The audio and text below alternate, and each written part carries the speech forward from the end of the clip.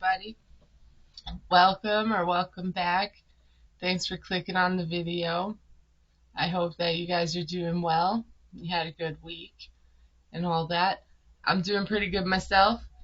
Uh, just besides the smoke barreling down from Canada, it's pretty smoky here. It kind of gave me a sore throat a little bit yesterday, but we're powering through. So, today, let's get into 90 Day Fiancé The Other Way, Season 5, Episode 1, Star Trek The Next Generation. So, that was a good title, even though I'm more of a Star Wars girl myself. So, I'm pretty sure that we were introduced to one of the most, toxic couples I've ever seen.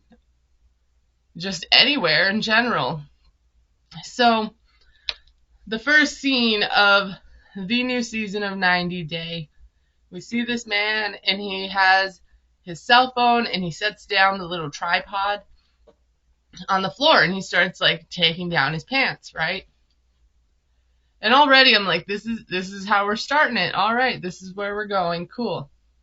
And this girl on the phone is looking at him like he's a whole ass snack, right? And then we find out that he's taking a crap, which made it even worse that she was looking at him in that way. So, we find out that this guy's name is Brandon. He's 23, and he lives in Eugene, Oregon at the moment. And he's standing there in his little picture they have of the people on the show, and he's holding his phone like this with her little photo. Like she's there with him. Like, hi, honey. Right. So, that was a little much. But, he's dating Mary. She's 23 from the Philippines. And they spend every second, 24/7, on video call with each other. Why they couldn't have showed her watching him, brush his teeth or something else is beyond me. I think we would have gotten the same message. But that kind of stuff grosses me out even worse. Apparently this 24/7 video call is a mutual agreement between the two. So, they eat, sleep, shower, shave, everything. That was pretty clear by the intro when she was cheering him on as he's going to the bathroom. I could never. Even if I lived with someone, I wouldn't even want them near the bathroom. It's too much for me. And, just seeing all this toxicity already within 2 minutes makes me want to vomit. Where did they find these people? Is this even real? I'm not sure. But, he lives in this little trailer. He gives us the tour. It seems decent. I wouldn't mind living in one if I was a single person. And we find out that his trailer's on the driveway or the property of his godparents. And their names are Caitlin and Ryan.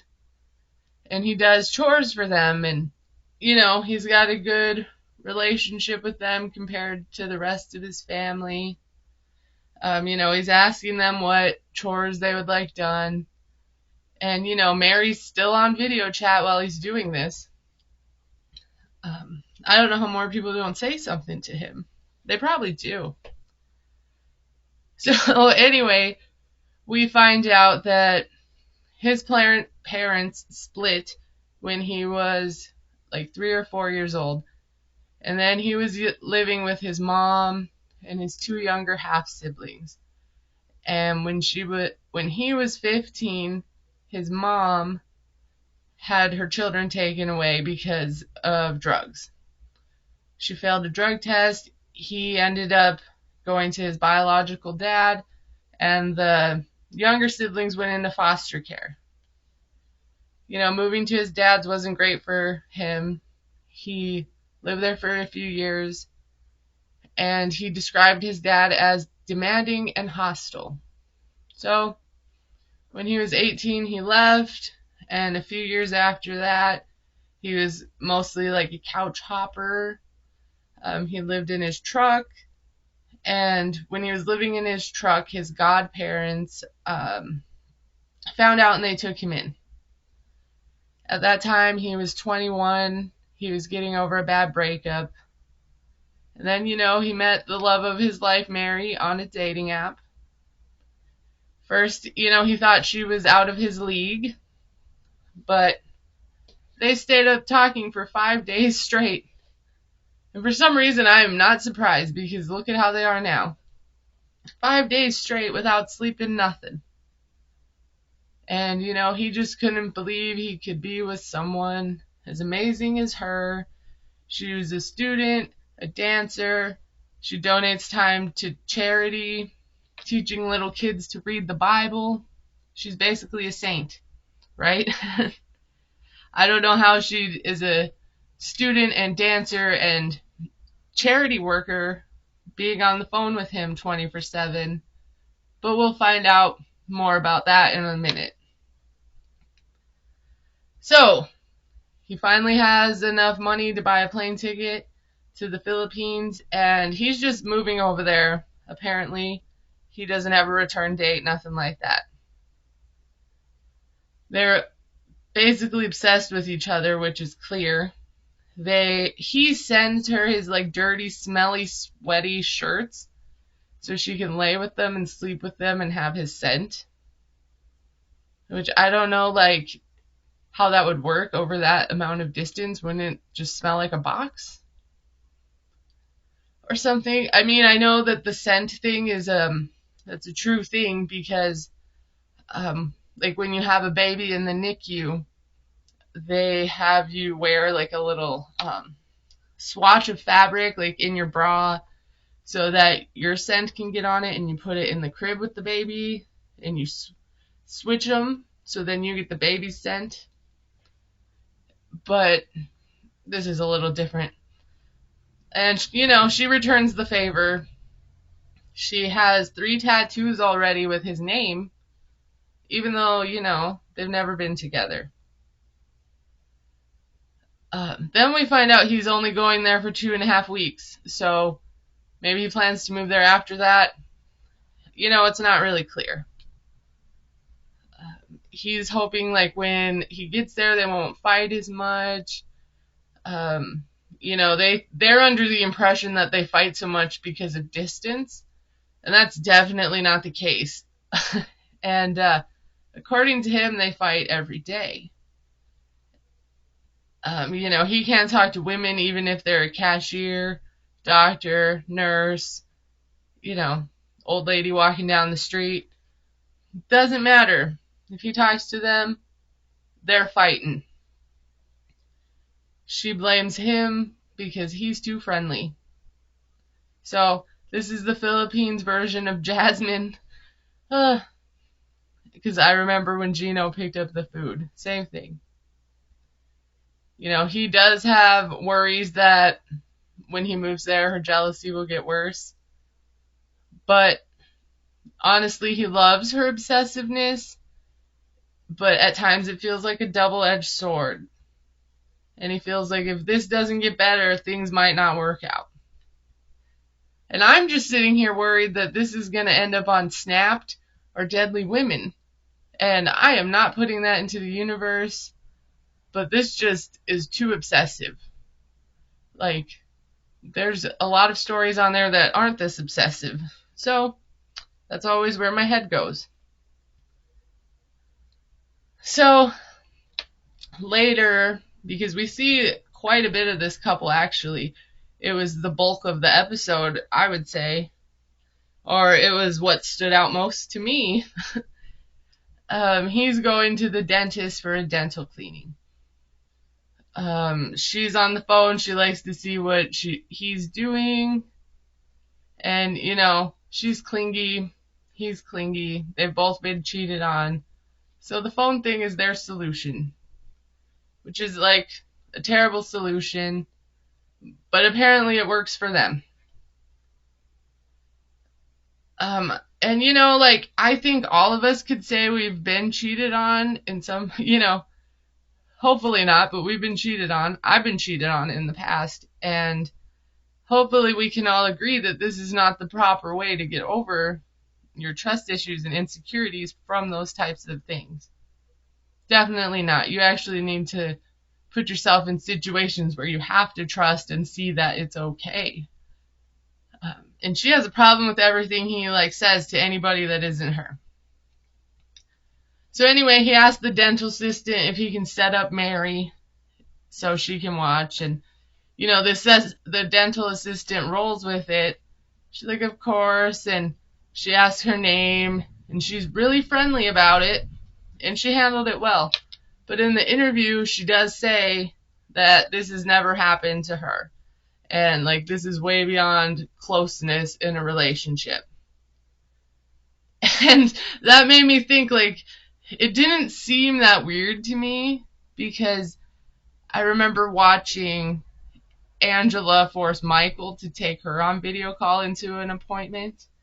And I thought maybe, like, married people do that sort of thing. But apparently not. It's just like the crazies. And, you know, not to insult the crazy people out there by comparing them to this, because I don't know what this is. But, you know, being around other women makes him, like, super anxious now because he just knows it's going to be a fight. Mary's sitting there on the video call with a stank face the whole time. Like, she's smelling something very rotten. And the dental assistant's just asking questions like, how long have you guys been together? Is this your first love? And he says, no, it's not his first love. Why he said that, I have no idea. But the second he says that, Mary lets out like a loud sob, and I'm pretty sure it startled the dental assistant. And she's like, yeah, okay, well, I'm gonna, you know, pass you off to the doctor now, because she's had enough of this. She probably peed a little when that girl started sobbing and huffing and puffing, and she was just upset. And she's bawling pretty much before the lady even gets out of the room. And Brandon, she's like, you lie. Brandon lied to Mary because he told Mary that she is his first love. And now he's saying she isn't. And he's like, listen, Miss House of Crazies, she meant, are you my first girlfriend? And she's like, well, I have an ex too, and he's not my first love. And he's like, oh, well, you putting it that way, you know, you're right. I'm so sorry. I was terribly wrong. So it's too late. He already said it. She's upset, but he's apologizing. And when she gets upset like this and cries and all that other stuff, he feels like he's letting her down. So he doesn't know how to make her feel more secure. And honestly, she's the only one who could do that. You literally cannot make someone else feel more secure in themselves. It has to be an inner thing. That's just how it works. And also, not watching each other 24/7 would help with that, because can you imagine watching your significant other and their interactions with people 24/7 and not getting upset by something stupid they say or something irritating they do or something you don't agree with? That would cause me way more problems. I don't need to see all that. I need some mystery in my life. I just cannot endorse this behavior at all. Like, hopefully nobody watches this thinks it's a great idea. So, Brandon at this point feels like he deserves trust, and, you know, hopefully going over there to see her will be enough. Then, a little while later, Miss Mary gets her own, like, separate intro. She's talking about her small town. They have a lot of animals, and she's riding a carabao. Hope I said that right. I almost said caribou, but I'm pretty sure it's carabao. And the town is quiet, there's not a lot of traffic, so she can ride this guy to town. It's good transport. The first thing I noticed was she had what looked like a 70-year-old man guiding and pulling this carabao to town while she's sitting on her phone, probably video chatting, her man. And maybe that's this guy's job, but it just seemed wrong to me. I don't know if I could have someone. I mean, he looked like he couldn't stand up straight or nothing. And she's texting. I just couldn't with that. But that was only a small part of her side of things. She said that her friends describe her as fun and joyful, but she's actually really shy. She's sitting on the phone with Brandon, and she tells us she lives with her grandparents. She has a brother. He lives with his girlfriend and her nieces, but they bring the nieces over all the time, and they're very close. After that, they go to the river. 90% of people there wash their clothes in the river, which I've seen before and I understand. But all I could think about was the poor environment and oceans and water when I'm watching this. I know soap isn't good for it, and I understand this is the culture and they can't afford the types of things we have, but I just feel bad for water life in general. So that's all with that. When she was 8 months, her parents left them and the grandparents raised them. So they both have some abandonment issues going on here.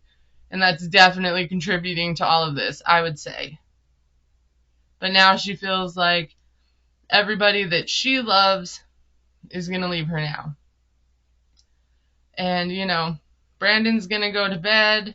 He's like, don't end the call while he sleeps. And then he's like, but you should dance for me because that'll give me sweet dreams. And she's like, okay, daddy, or whatever she says. And she gives him a little shake.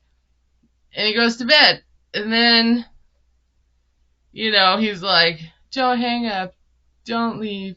Dance for me. Anything else, sir? Can I make you dinner? He's pretty demanding. So, I'm sure she's just as demanding. We find out that a few years ago she was a student. She was getting a bachelor's degree in forestry, I believe. And she was also a dancer and a model. And, her life was great except for her love life. She had an ex who cheated. I mentioned that a second ago. So she went on the American dating website because she loves Harry Potter and Justin Bieber. And immediately I was like, both things are not from America. And that's exactly what the producer said. And Mary explains that in the Philippines, they call British and Canadian things American. For whatever reason. She didn't go much farther into that. But she fell in love with Brandon at first sight. He's handsome. He's got nice eyes.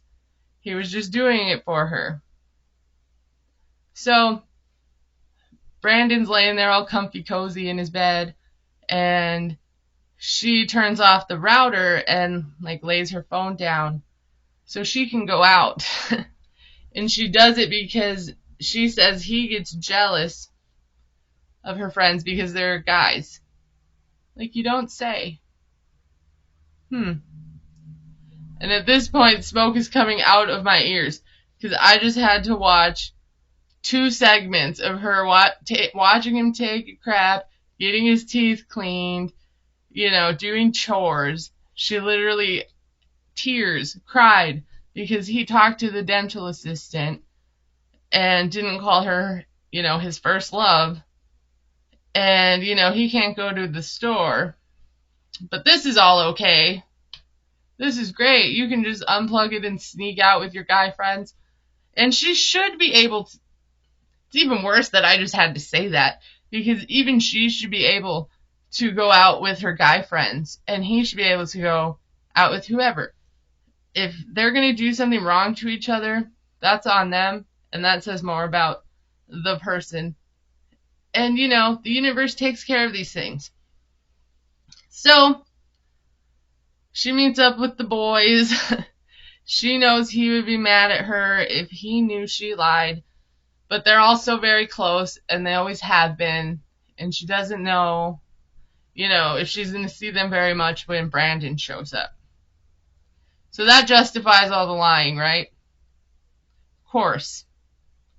So they sit and eat mangoes, and she's telling them how Brandon's coming, and she'll hug and maybe kiss him.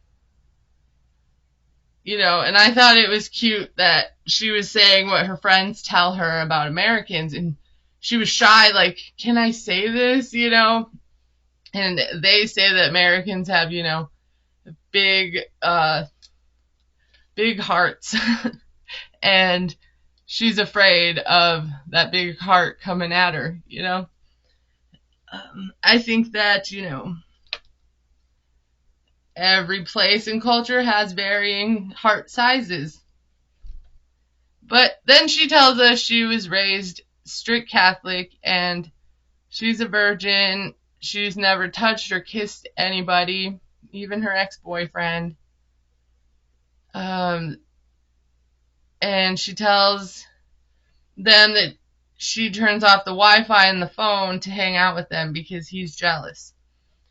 And she's the same way, but she thinks like when he gets here, he's going to stop overthinking so much. I don't think either of them are going to stop overthinking. He's probably going to see her actual life and be a little upset. So, like, her friends think Brandon's the more jealous one. He obviously didn't, like, see everything from the other side. He's just hearing what she tells him. They said, you know, before she met Brandon, they would hang out, they would have lots of fun.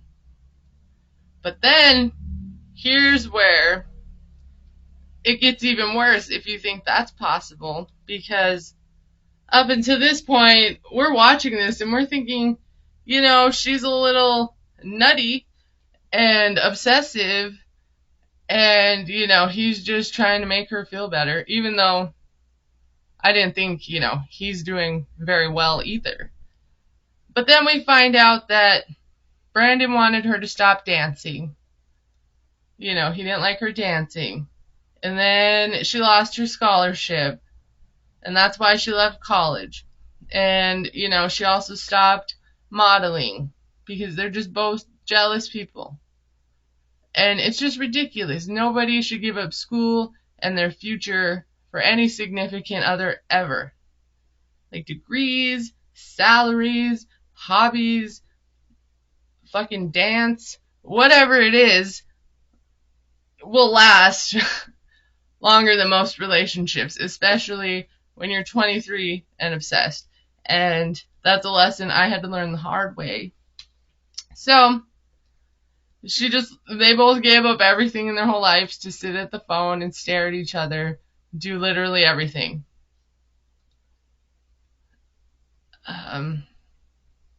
You know, they're like, are you worried that when he's here, he's going to control you? And she says she's not, but that's because she has most of the control already. Like, he's having a panic attack getting his teeth cleaned. And she's like, oh, you guys don't like him? And they're like, we don't know the guy, but trust isn't there and love isn't there. And she's like, she knows that he loves her because he cares about her future. When? He made her give up her entire future for him, to sit on the phone with him because they overthink? That's not overthinking. That is like a serious clinical issue that I cannot diagnose in any way. But overthinking is mid-level compared to what is going on here. So, so frustrating. Did anybody get this upset over this? Because I couldn't handle it. I couldn't understand, like, it could not be real. It is so toxic. You know, she can't see herself without him. If this doesn't work out, she's going to become a nun. I've made that joke so many times about, like, I'm just going to become a nun when I'm single or lonely or whatever, as a joke. But I think that she means it. Like, if she lost him, she would completely give up on life. She gave up everything for him. So yeah, she'd probably become a nun. That's a safe bet. So lucky us, we get like another segment of these guys. I'm telling you, I feel like most of the episode was about them, which makes me wonder how bad it's going to get the rest of the season with these two. We better strap on our seatbelts, guys. So finally, with them, his siblings and his mom are coming over to see him before he goes to the Philippines. You know, we find this out because Mary's asking him, you know, her family's walking around in the background. She's like, are they there yet? They finally get there. He, you know, didn't see or talk to them for a while after she lost custody. And after he moved back when he was 22, they reconnected. And they have a good relationship again. His mom has went to rehab and she's been sober for a year. That's great. They're all sitting and they're like, you know, can Mary hear us? And she can, but she has herself muted. Apparently she mutes herself if she doesn't want to chime in. And, you know, they don't get along, so that's why she muted herself. He, like, flips the phone around so Mary can wave at everyone, and she does this, like, wave, and they all kind of like, you know, wave back. And they're like, she looks happy. And they're definitely being sarcastic because Mary looks like someone just peed in her Cheerios. For sure. Like, she does not want to be there, and she doesn't want Brandon to be there. So, all I hear is that song, like, you're toxic, da, da, da, da. It's so bad. So, the sister has no respect for Mary, and this 24/7 phone call stuff is obsessive. You know, her brother never looks happy, and they start, you know, they're talking, and he's like, thank you guys for coming. And then we find out that he can't go visit his mom because his mom has female roommates, and that's not okay with Mary. And, you know, he just wishes they could all get along, and they ask him why she isn't okay with that, and he's like, well, her ex cheated on her. And they're like, well, is this something she's working on, or, you know, what's going on? And they're like, well, we hope it's going to stop in person. It is not going to stop in person. It's going to get worse. And, you know, when he finds out about the guy friends and her sneaking out, he's going to be very upset. So the mom's like spitting facts. She's like, you know, in 2 years it hasn't gotten better. You built your whole foundation on jealousy and distrust.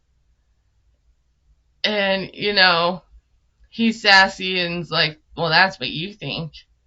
And, you know, let me tell you this. Your mama knows some things, child. She's been through a lot. And she sees where this is going. If anyone knows about toxic and bad relationships, I would think it would be an addict. Just my opinion. So he thinks like all long distance relationships have that a little. No, they do not. Not like this. People who live together have jealousy. But if this is it, you need to like go to Dr. Phil's ranch. You need to do something. Meditate. Find Jesus. It's awful. It's just awful. So, the mom's like, this is all spilling into your family. And this poor little boy, I don't know how old he is, maybe 10, is sitting there, like, just watching all of this. And the mom is like, you know, he can't even hang out with his sister because she's a girl and she might have friends that are girls. Now, I think the sister is about 15, 16, and she has more sense than these two. But if she has her friends around who are 15 or 16, this grown-ass man shouldn't be looking at them anyway. And if he is, do you want to be with him? Probably not. And while they're all having this conversation, Mary just starts sobbing because, the truth hurts. And he completely disregards his entire family, their feelings, what they're even saying, because Mary is sobbing. And he calls her like, Babby? Babby, are you okay? Babby, talk to me. And the family's like, yeah, F us and our feelings, right? And, like, the mom just looks like she wants to take this phone and smash it with a rock. And so do I. Like, what if the internet went out? These two wouldn't survive. I'm telling you. And Mary's like, yeah, I understand. They just don't like me in the first place. And, like, how did she stop sobbing so fast? Maybe it was edited, but she went from complete meltdown to him giving her his full attention and her saying, like, oh, I get it. They don't like me. Poor me. She's like, Eeyore, I lost my tail again. Nobody cares. So, what she says, this is toxic. It's destroying his family relationship. He's like, you guys are making her cry. And the mom's like, well, that doesn't mean our feelings are invalid. And the little brother, poor guy, chimes in and is like, you're choosing her over your family. And this poor baby has been through enough. Like, first he got put into foster care. His mom's only been in rehab a year ago. So, that's a good, how old was it? 15, 16. That's like 8 years he probably didn't have his mom. And now he's losing his brother that he just finally got back. I just feel like deep sympathy for this child. He says he misses his brother. And the sister's like, why are you so willing to throw us away? And this man goes, well, let's cut the crap. And you know what? He's not even a man. This child goes, let's cut the crap. We've never been in each other's lives for years. He said that to this little boy, who probably already has just as many abandonment issues as Brandon has. And he's going to tell him, cut the crap. I haven't been around you for years, so what do you care? He's a child. Your sister is a child. Okay, so maybe it's fair to say that to your mother, but don't involve those two in it, jerk. Ugh. But the sister stands up for herself, and she's like, yeah, I was supportive of this until it got personal. And then she describes how Brandon had to leave Christmas early because Brandon and her were cooking together, and Mary got upset, so he had to leave his family Christmas. The sister just wants to have holidays with him, even with Mary, but she's like excluded because she's a girl, which is ridiculous. And, the mom comes back with she can't have you to herself 24/7. That is so toxic. Mary's still sitting there on video call crying. But these two need to hear this. No, it won't get through their thick skulls. But at least the mom tried. Because this is going to explode. They're showing all of this in the first episode.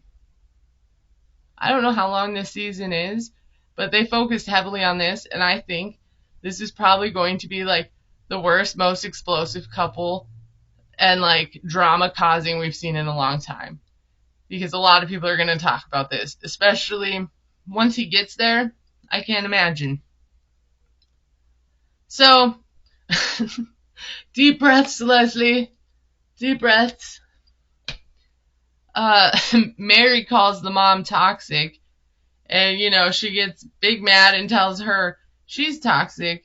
She doesn't want him around any other female besides his mom or his sister. And she's not looking out for Brandon's best interest. And he's not looking out for hers either. They're so selfish. Brandon gets where they're coming from and all of that, but everything's going to be okay when he gets there. And Brandon and Mary are together. And the mom is like, yeah, that's the end. The end of him and his family's relationship. Do you think he's ever going to be able to video call them after this?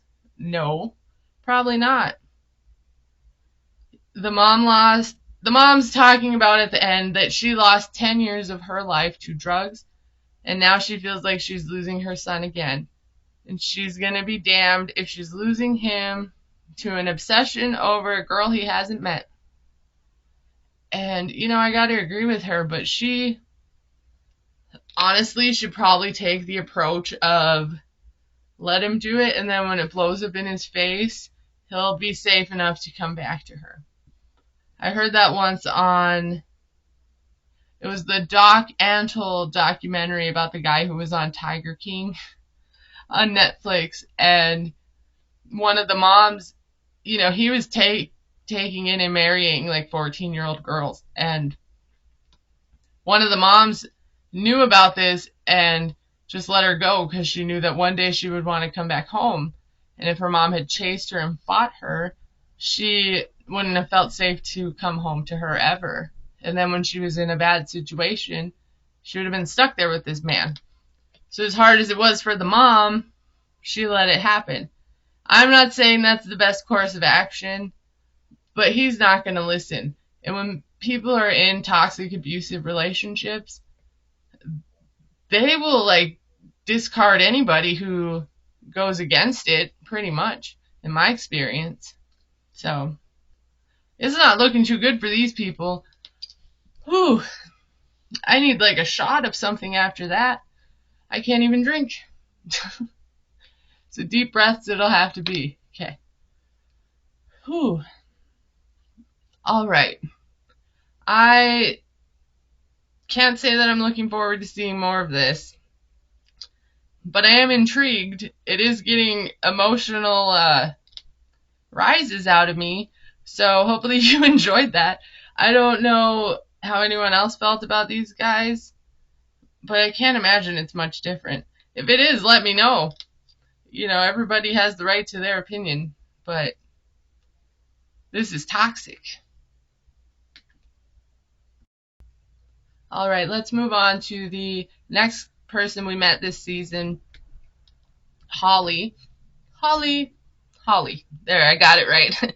She is 44 from Ogden, Utah. Now, we enter the bedroom, and it's like this beautiful dark-haired woman with hair like Rapunzel. And then she starts talking, and she says all her life she's loved fairy tales, and Rapunzel was one of her favorites. And I called it. And then she starts telling the story of Rapunzel, the real version, not like the tangled version of Rapunzel.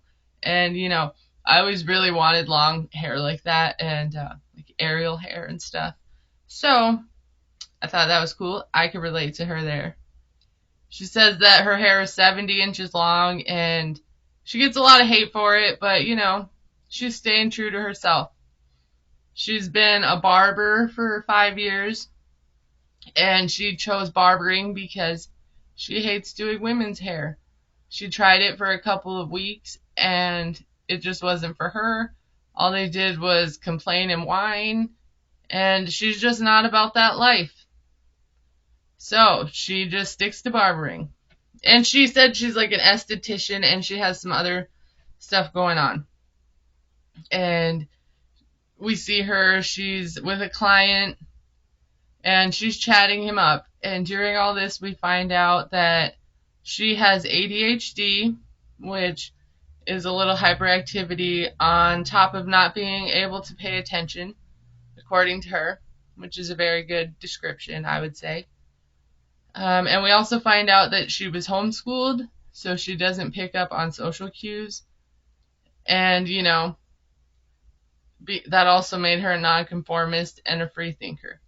I also think having ADHD makes you not pick up on social cues. but, I'm not in that position. I'm just around it a lot. She was married twice. Her first marriage was when she was really young, and they only lived together 2 months. They just weren't compatible. Her second marriage was annulled, so that was 12 hours of marriage at most. And she decided to go for online dating. She wanted to find someone outside of Utah because she also likes to travel. So she took her two hobbies and combined them into one. And during this time, she met Wayne. He is 40. He's from South Africa. He owns his own plumbing business. And, he's a hard worker, been on his own since he was 18. He's a very attractive man with just a delicious accent. So I enjoy that. They met on a Jehovah's Witness website. Dating for Jehovah's Witnesses or whatever it's called. She wanted someone who understood, like, her religion. And he fell in love with her because they spoke on the phone for hours and hours, and that made him realize they had a connection. Now, these two have met in person. She has visited him before, and the connection was instant. He proposed after 3 days. He took her to a Statue of David fountain, and she immediately ran away. And then he kind of froze for like half a second, and then he followed, and she said yes. We transfer back to the hair salon, barber shop, and the coworkers she's not comfortable with her moving over there. And Holly starts to tell us that he's adamant about not moving to America. And, he's not leaving his country. His dad, he doesn't really like America. And he's not leaving his business. So in 2 weeks, she's moving to South Africa to be with Wayne. The friend's worried about her safety and her being in another country where nobody can help her. And then we find out, all the friends are always worried about the people going to other countries. I would be. But turns out they have some reason to worry because, one of the times she was there, or the first time she was there with Wayne, they got robbed and they took everything. Apparently in South Africa they do controlled blackouts. So, because they have too much of a strain on the power grid. It's called load shedding. And it happens at least once a day. It's basically a power outage. So during these times, the security systems all go down, and that's when people do the robbing. And, Wayne's even been robbed again since this happened the first time with them. The friend's concerned that Holly won't have anyone else but Wayne there. She'll have to rely on him for everything, everything she wants to do. And, she's like, I get what you're saying, but I love him so much. And she just wants them to meet him because there's no one in the whole world that she could possibly love more than this guy. Not one person. And her friend is like, you think now that there's no one else you could love, but what if you hate living with him? Apparently Holly makes rash decisions, and she's only spent a week with him, so everyone thinks she lost her damn mind, right? He is a very nice specimen of man, but still, they have right to be concerned here. This is the biggest risk she's ever taken in her love life, but she's never been so sure about anything, so here we go. Later, we see Holly at a restaurant or something, and she's taking her hair out of a travel bag. And I thought that was great and smart, and it makes sense. She's, leaving in 2 weeks, and she's feeling nervous and excited and anxious and worried because they haven't seen each other in 6 months. So she's in this restaurant or a bookstore, I don't really know what it was, and they have a video chat. And, they're talking about how she's most excited about the wedding and he's most excited about the honeymoon because these two are waiting until marriage to be intimate. And while he's on the video call, I noticed that it looked like he has vampire fang teeth, and I definitely enjoy that too. So I thought that was funny. They both have had sex before in the past, but now they're going to go about things differently. And they're not practicing Jehovah's Witness, but they grew up that way and they want to honor some of the traditions. But this is indeed the longest either of them have waited to have sex with someone they're dating. And now they're engaged, so they're waiting. He's like asking her if her mom will like him. We find out that she's going to be staying with them for 3 months in South Africa. And, it might seem long, but they're close. It might help Holly adjust, over there more. Her mom is a devout Jehovah's Witness. So that being said, like her and her mom are going to share his room and he's going to the guest room. I guess Jehovah's Witnesses typically have chaperones when they date to keep them chaste, which I know is like a sister wives term, but that was the best way I could describe it. And also, every time I hear Jehovah's Witnesses, I think of like cults, because I've watched a lot of these forensics and cult documentaries, and they definitely aren't not on the list of religions that are considered cult-like. So it's cool to hear about some of those customs in that way too. Like, oh, a chaperone, huh? So her mother's never liked anyone she's dated. So, yay for that. He's excited to meet her mom and have her there, but, he's overwhelmed that she's going to be there for 3 months. He's not really excited to live with his mother-in-law, like when they're newly married. And he actually says that he's planning to have the mom leave as soon as they get married, but he hasn't told Holly that bit of information yet. And he did say that he soundproofed their room, so he definitely has big plans. And, that was all we got from them this week. I think they're cute. I'm excited to see where that goes. I'm excited to learn some new things.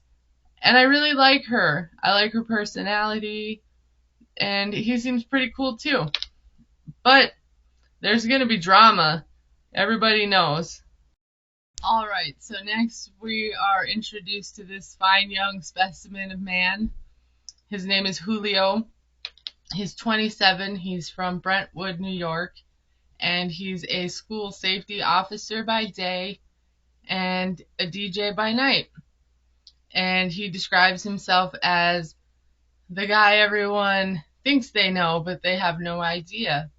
They think he's listening to hip hop, and really he's listening to Taylor Swift. Things like that. He grew up in the Dominican Republic with his mom. She was raising him. And then she met and married a man from the U.S. and she told him, they're a package deal. They were both going to come over here or nothing. And, my first thought was, do a lot of people just, leave their kids and move to a different country? And then I remembered, yes, they do. I'm pretty sure Larissa did that, and so did Hazel. She was with Tyreek, and she had to leave her son. I'm sure there's other people that aren't on the show that do it, but that wouldn't be an option for me. It wasn't an option for Julio's mama. So, it wasn't easy for him when he got here because he was 8. He didn't speak the language. He had a hard time in school. And then in 8th grade, he found and started getting into music. And by the time he was 15, he was DJing, at some nightclubs, and everything just turned around for him.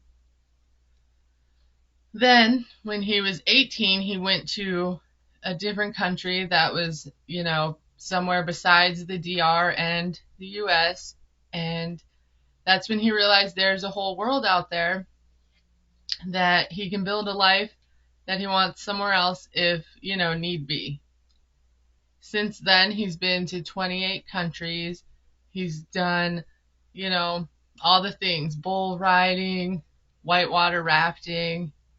His bucket list just never ends, and he keeps checking things off, so, more power to him. And then he informs us that his girlfriend is coming to meet his family in a week. Her name is Kirsten. She is 24, and she's from the Netherlands. They've been dating for a year. They met online. After a few months, he decided to go meet her, even though they hadn't FaceTimed. He was worried about being catfished, but he just had to go and find out. When he saw her profile online, they had a lot in common. They both like to travel and eat and things like that. So if she was real, she was definitely worth it. Turns out, she is real. He enjoyed, he fantasized. He wanted the life they have in Europe because they have a good home life balance. And he was already interested in moving there. So, it's not a bad idea. I've heard great things about countries like Switzerland and stuff like that. So, I would do the same thing if I could, probably. He had, several ideas of things for them to do when he went to visit. But it was during the pandemic, and they ended up having to just quarantine together for a week. It was a little awkward at first, but eventually they got more comfortable. They had little, dine-in, takeout dates and movie dates, and they watched some Christmas specials. And he figured, if they could spend 5 days together in a hotel room with nothing to do but hang out with each other, then they must be a good match. After this, they started visiting and seeing each other monthly. They would, pick a destination. They would both travel there, and they would hang out. And then the past summer, from them filming this, he stayed with her for 2 months. And that's when he knew, this was the person for him. And at this point, this is just a beautiful fairy tale romance. And I'm thinking, this is 90 Day Fiancé type stuff, so where's the drama? What's the catch? Well, the catch is that he's moving to the Netherlands in 3 months, and he hasn't told his family and friends about it. So that's the catch. Later, we see him with his friend Vincent, and they're doing some beer pong extravaganza somewhere. And, the friend's like, well, why can't she move here? And Julio's informing him, he doesn't want to stay here and build a life here. He wants to go there. It just feels right to him. And he knows 100% that she's the person for him. She's going to come here, meet his family, experience, what his life is like. And hopefully, they all accept each other. Then, he tells us he just told his mom about her 3 weeks ago, and he didn't tell her about it before because he wasn't sure, and he doesn't like to tell her things unless he's sure. But after living together for 2 months, he's sure. And we find out, he told her he was over there DJing for 2 months instead of telling her the truth. And, his mom knows that she's coming, but she doesn't know he's moving there. But it's going to be a problem. She's going to be devastated. He is very much a mama's boy. His friends just advising him to, think about what he's doing, who he's giving up. He's leaving his friends and family. and he doesn't think that Julio's thinking it through. And they don't really know how his mom will take it, but it's definitely not going to be good. So, later we see Julio, he's cooking with his mom. He's telling us again, she doesn't know about the move. The mom's cooking with him and asking, if his girlfriend knows how to cook and, saying she could teach her how. And he brings up how she's going to be coming for a few days. And, the mom's like, well, of course I'll accept her. She's your girlfriend. Julio never brings girls home, so his mom's on high alert. He says he doesn't do that because he treats women well, and if it's not a sure thing, he's not going to involve his mom. He tells her they've been talking for over a year now, and the mom is a little taken aback, like, and you just told me about this a couple weeks ago. She feels upset that he didn't trust her enough to tell her about what's going on in his life. And, she still doesn't know the worst part of it. But I think she does deep down, because at this point she flat out asked him, like, if he wants to live over there. And he's like, I got to start my life sooner or later. And he's not going to be in the States forever. And, in the interview he's saying he was going to tell her when Kirsten was here, which I feel like this is a better way because they're strangers and it's a big emotional thing. The mom knew what was up and she asked, and he's not going to lie to her. And, he's like, I never liked living here. And she's like, so you want to leave me here, worrying? I completely understand why the mom is upset. But at the same time, she did move countries for love or, I assume love. So she should understand. And she's just like, you're going to enjoy and I will suffer. And, that's the mom guilt right there. Like, her heart is breaking and he's asking her, like, how she's going to suffer. And she kind of shuts down and she's like, it's okay. But he doesn't let her go. Or, like, doesn't let it go. And he doesn't want her to cry. This is the life that he's always wanted. So she's going to have to get used to it. And that's what she says. This is the life he always wanted, so she has to get used to it. And she starts sobbing. Side note, like, his mom definitely knew what was up when she saw the camera crew and her boy was bringing his girlfriend from the Netherlands or another country. I'm sure she watches these shows like the rest of us. So I didn't also understand, like, his mom is sobbing and he had, like, the goofiest, not goofy, is like this little smirk of a smile. Maybe he was just uncomfortable. But I did notice, like, he was smiling while she was crying. And, the mama says they've been together all their lives and they've never been apart and she's not going to see him every day. And it's just not going to be how she wants it. And he just doesn't know what to tell her. And she's like, don't leave. Have her come here. And he's just still kind of smiling. And that's where we leave them. And I understand both sides. He knew it was going to be a problem. So then on the flip side, we get to meet Kirsten. And, like we said, she's from the Netherlands. She lives in a little village. And she says it's so safe. They don't lock doors. And, she doesn't have a car because everyone there mostly bikes. And there's more bikes than, people there, apparently. And she also thinks that Dutch people are more straightforward than Americans. She works in human resources. And when she's not working, she goes, out with her friends and she travels. And she's just a laid back, nice, chill person. She never thought she was going to date someone outside of Europe. But then she met Julio. And then we find out she calls him Julio. And she said she understands that his name is, Spanish or Latin, and it's Julio, but he likes it when she calls him Julio because it's more exotic and like European, I think. So she calls him Julio. Uh, she talks about them being in the hotel lockdown together for a week. And she also said the same thing, that it was awkward at first. But then she said that they started drinking and got more relaxed. So she's got the real story. He was mentioning Christmas specials and things, but it was the drinks.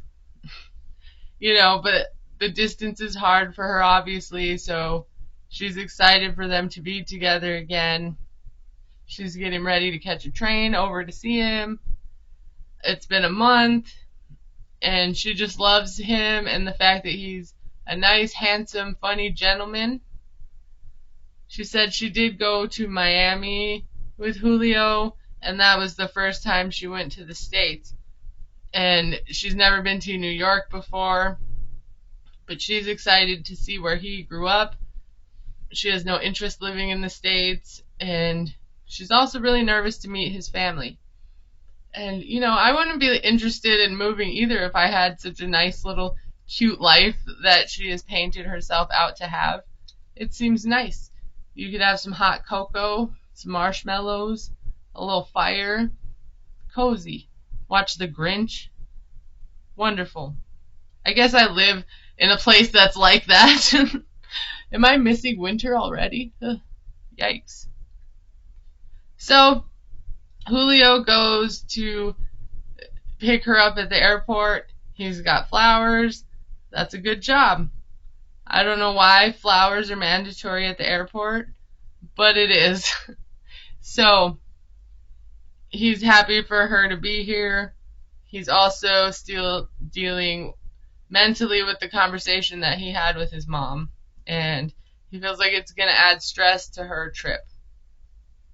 And he just needs them to get along because he isn't picking one or the other. It has to be both. And I'm just wondering why these two kind of remind me of Jibri and Miona a little bit. Not with their attitudes and things.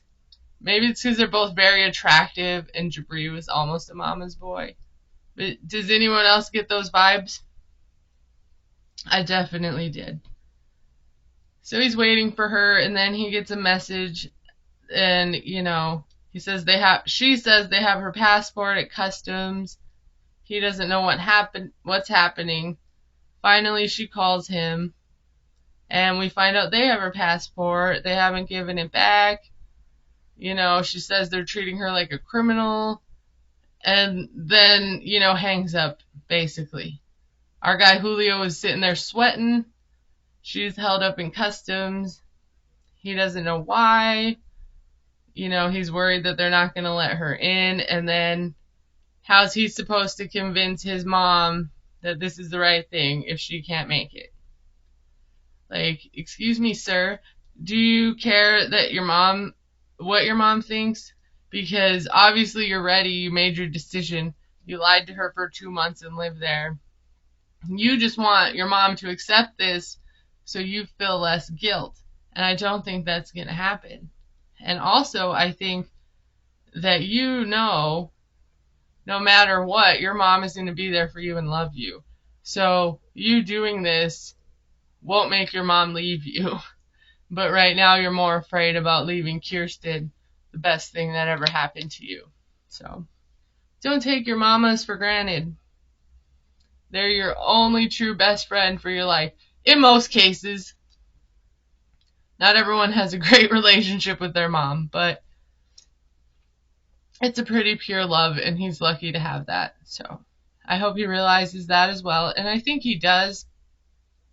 But he's just more concerned with Kirsten and her feelings and, setting up his new life, and he's forgetting about who's, always cared for him. And he should have, eased her into this and told her a little sooner. And I hope their relationship doesn't suffer too much. Alright, guys, I saved the best for last, Kenny and Armando. So when we first see them, they're horseback riding. Armando's still calling Kenny an old man. And I just love that for them. And they've taken these years we haven't seen them and became cowboys. Kenny is 60 and Armando is 34. Their daughter Hannah is 9 now. She is Armando's biological daughter, and Kenny is her dad now too. I'm sure he's probably adopted her since, because she unfortunately lost her mother. And I'm definitely glad the universe sent her Kenny, because he is a great dad. He raised 4 beautiful kids alone, triplets. They do a little recap of their story, how Kenny moved from America, and they had this most beautiful wedding, and they've been married now for 2 years. And like, why does it feel like it's been longer? What happened to me in this 2 years? But they're doing pretty good. Later, Kenny's over here dressed up as the father of a solid gold dancer. That was my Golden Girls reference from when Dorothy is dressed in all the sequins for her date. But anyway, it's very rainbow sparkly. He's got a headband. He's got the shirt. It's his Mexico City shirt. And then Kenny's telling us, they went to Mexico City for a couple of days a year and a half ago, and he just fell in love with it, and he wanted to move there. Unfortunately, Armando is not on team Let's Move to Mexico City. It wasn't received well. Kenny just thinks it's a bigger, more diverse, accepting area, especially since they're a gay couple. And Armando's just a small town boy, and that's the life he knows. That's where he's comfortable. He's worried about the dangers, getting hurt and robbed, living in a more populated place. And, Armando doesn't think Kenny cares about his opinion, and he thinks he's being naive. Kenny is packing all his skincare products, and I definitely want to know what they are, because Kenny looks amazing. Armando isn't a fan. He doesn't have the patience for such a skincare regimen. And Kenny says, well, that's why you're going to catch up to me in age. And this is why I love them. I needed this, especially mixed up in all this other stuff going on in the show. And it's only the first episode. But, the two, they're a great couple. They decided to compromise, and they're going to stay in the city for the summer as like a trial run basis.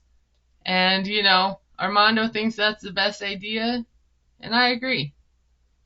Because most people want to move to places they vacation, because it's fun, it's a vacation.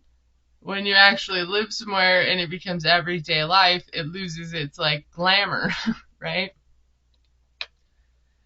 And Armando does say that they can't move somewhere they don't know nothing about. And Kenny kind of looks down, and I'm thinking, Kenny moved to a whole nother country he barely knew anything about. He didn't even know the language. So don't forget about that, Armando. I know it's been a couple years, but Kenny did it. Maybe that's why he's more willing to do this.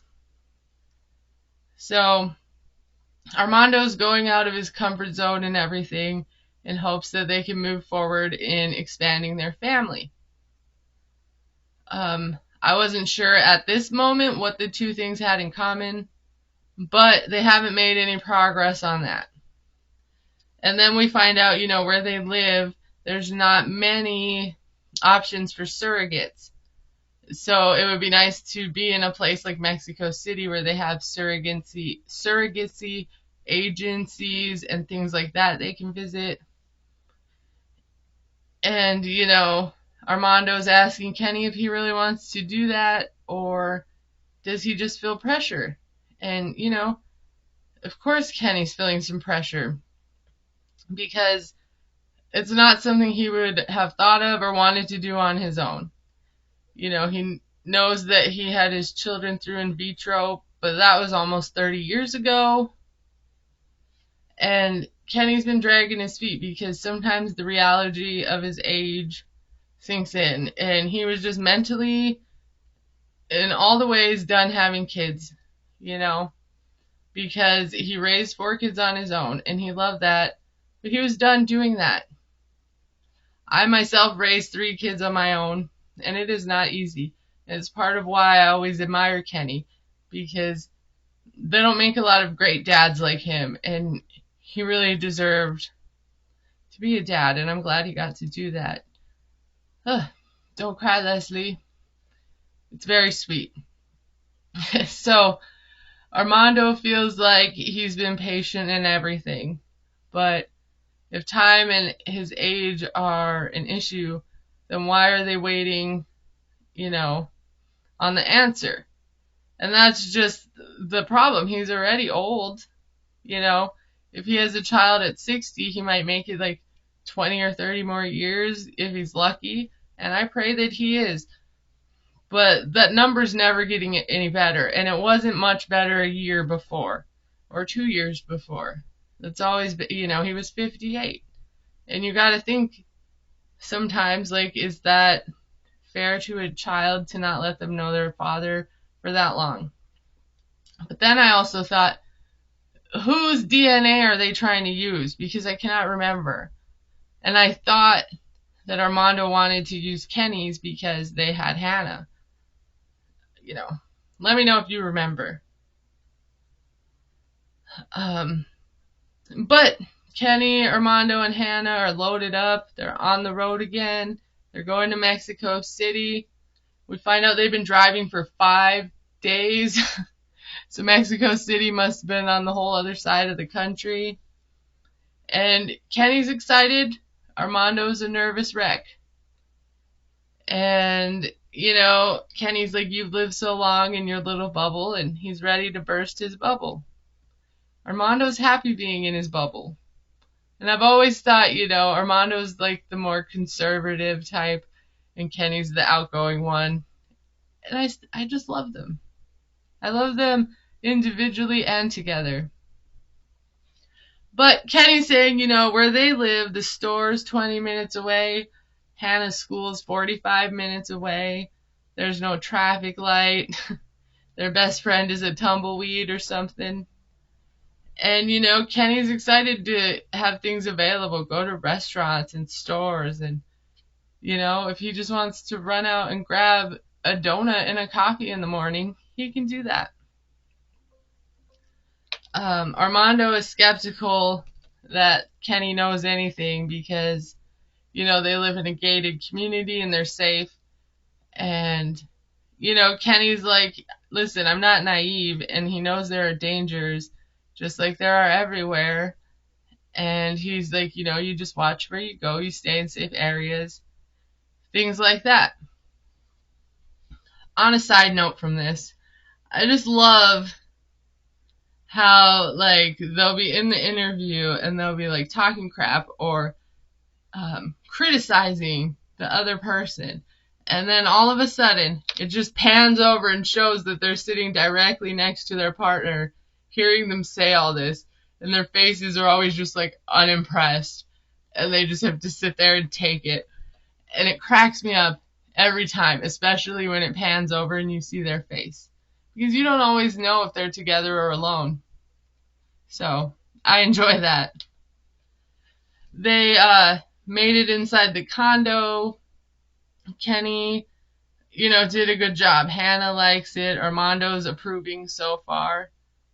And, Armando's just saying they've always been so similar. They've always wanted the same things.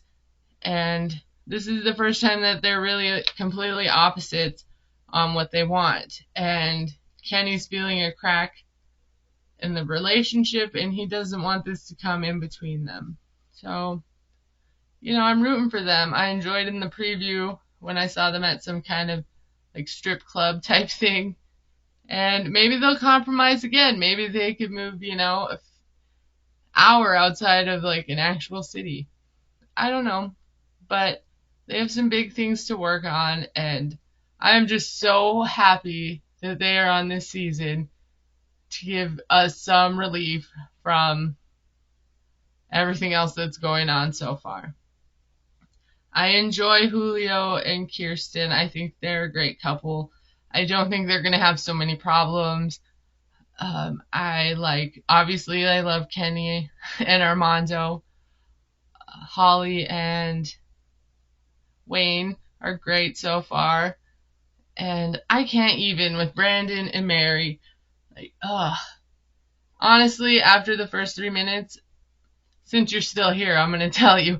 After 3 minutes, after I saw that, I had to pause it and call my sister and let her know that she should not watch that episode today because she was not in the mood for crap, and that would have set her over the edge, and I could barely handle it. Also, one more thing, in my last video I had said that I am pretty sure Jasmine and Gino will be on this, it's called 90 Day Last Chance, but it's like a couple's last chance therapy type thing.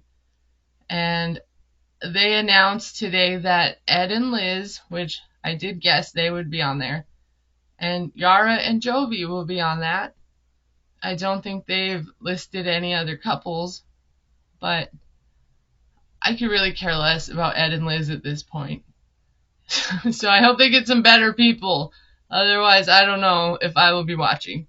So, thank you for sticking around this long. If you have, please give me a thumbs up and subscribe and comment. Don't forget to take deep breaths today and, spread some good karma and some love and light. And I'll catch you guys next time. Bye.